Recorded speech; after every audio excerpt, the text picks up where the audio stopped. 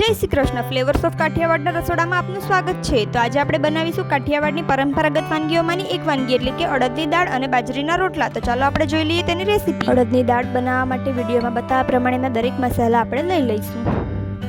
અડદની દાળ બનાવવા માટે આપણે અડધી વાટકી ફોતરા વગરની સફેદ દાળ લઈ લીધેલ છે. અડધી વાટકી દાળને આપણે સારી રીતે પાણીથી ધોઈ લઈશું અને ત્યારબાદ આપણે તેને કુકરમાં બાફવા માટે મૂકી દઈશું. અહીંયા આપણે ટોટલ 4 સીટી વગાડેલી છે. 1 સીટી ફૂલ ગેસે અને બાકીની 3 સીટી ધીમા ગેસે.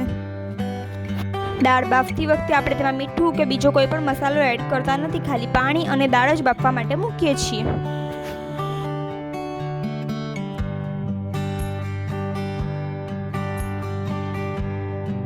આપણી દાળ બફાઈ ગઈ છે, તો હવે આપણે એમાં આગળની પ્રોસેસ કરીશું. તમે જોઈ શકો છો કે આપણી દાળ કેટલી સરસ બફાઈ ગઈ છે. તો હવે આપણે તેમાં 2 ચમચી હળદર અને સ્વાદ અનુસાર મીઠું ઉમેરી અને તેને ઝેરણીની મદદથી ઝેરી લઈશું. આપણે દાળને નોર્મલ ખાલી હળદર અને મીઠું મિક્સ થાય તેટલી જ ઝેરવાની છે.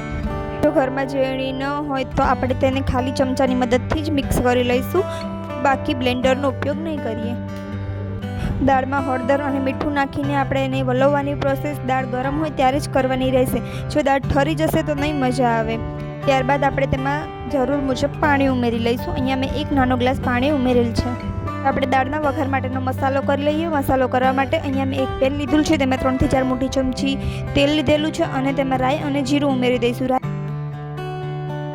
રાઈ અને જીરું તતડી જાય ત્યારબાદ આપણે તેમાં 4 થી 5 મીઠા લીમડાના પાન, ડુંગળી અને ટમેટાના સમારેલી ડુંગળી અને ટમેટા એડ કરી અને ટમેટા થોડા પોચા થાય ત્યાં સુધી આપણે તેને સાતડવાના રહેશે.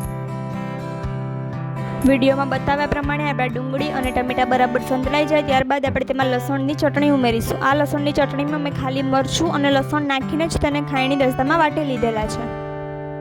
અહીંયા મેં 1 ચમચી લસણની ચટણી નાખી છે. તમે ચટણીનું પ્રમાણ અડધી ચમચી પણ કરી શકો છો. જો વધારે તીખું ભાવતું હોય તો 1 ચમચી નાખી શકાય છે. લસણની ચટણી નાખી આપણે તેને બરાબર હલાવીશું અને થોડીવાર પાકવા દઈશું. લસણ અને ડુંગળી ટામેટાના મિશ્રણમાંથી તેલ છૂટું પડે ત્યાં સુધી આપણે તેને ચડવા દઈશું. તમે જોઈ શકો છો કે આપણે વઘાર માટે તૈયાર કરેલા મસાલામાંથી સરસ મજાનું તેલ છૂટું પડી ગયું છે. તેલ છૂટું પડી ગયા બાદ આપણે તેમાં અડધી ચમચી જેટલો ગરમ મસાલો એડ કરી દઈશું અને તેમાં આપણે તૈયાર કરેલી દાળ ઉમેરી દઈશું, જે આપણે પહેલાં જ બાફી અને તેમાં હળદર મીઠું નાખીને તૈયાર કરી લીધેલી હતી. આપણે બધી જ દાળને એમાં ઉમેરી દઈશું અને બરાબર મિક્સ કરી દઈશું. ત્યારબાદ આપણે તેને 5 થી 7 સેકન્ડ માટે ઉકળવા દઈશું. દાળમાં એકાદ ઉભરો આવે એટલે આપણે દાળને બંધ કરી દઈશું. દાળમાં વઘાર કર્યા પછી દાળને આપણે એકાદ ઉભરો આવે ત્યાં સુધી જ ચડવા દઈશું, કારણ કે આપણે ઓલરેડી દાળને બાફી અને કમ્પ્લીટ કરેલી જ છે. જો તમે તેને વધારે ચડવા દેશો તો નહીં મજા આવે, દાળ વધારે પડતી જ ઘાટી થઈ જશે.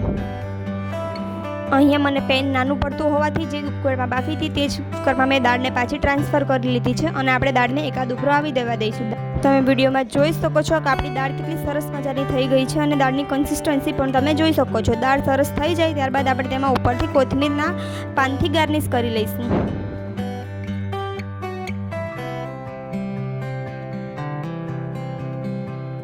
તૈયાર છે મિત્રો આપણી સરસ મજાની પારંપરિક એવી અડદની દાળ. તો ચાલો આપણે તેને સર્વ કરી લઈએ. સર્વિંગ બાઉલમાં મેં અડદની દાળ લઈ લીધી છે. તેની ઉપરથી આપણે 2 ચમચી ઘી એડ કરીશું. ત્યારબાદ બાજરીનો રોટલો, ગોળ, ડુંગળી, મરચાં અને છાશ સાથે આપણે તેને સર્વ કરી લઈશું. કાઠિયાવાડી ભાણું હોય અને ડુંગળી, મરચાં અને ગોળ અને છાશ સિવાય તે અધૂરું જ ગણાય. તો ચાલો મિત્રો અમે તેની મજા લઈ લઈએ. તમે પણ તમારા ઘરે ચોક્કસથી ટ્રાય કરીને તેની મજા લેજો. તમને કેવું લાગ્યું એ કોમેન્ટ કરીને અમને જરૂરથી જણાવજો. આવા જ બીજા નવા વિડીયો જોવા માટે અમારી ચેનલને સબસ્ક્રાઇબ કરો, તમારા ફ્રેન્ડ્સ અને ફેમિલી મેમ્બર સાથે પણ શેર કરો અને હા, લાઇક કરવાનું તો ભૂલાય જ નહીં. તો ચાલો મળીએ બીજા નવા વિડીયો સાથે. ત્યાં સુધી સૌને જય શ્રી કૃષ્ણ. રામ રામ.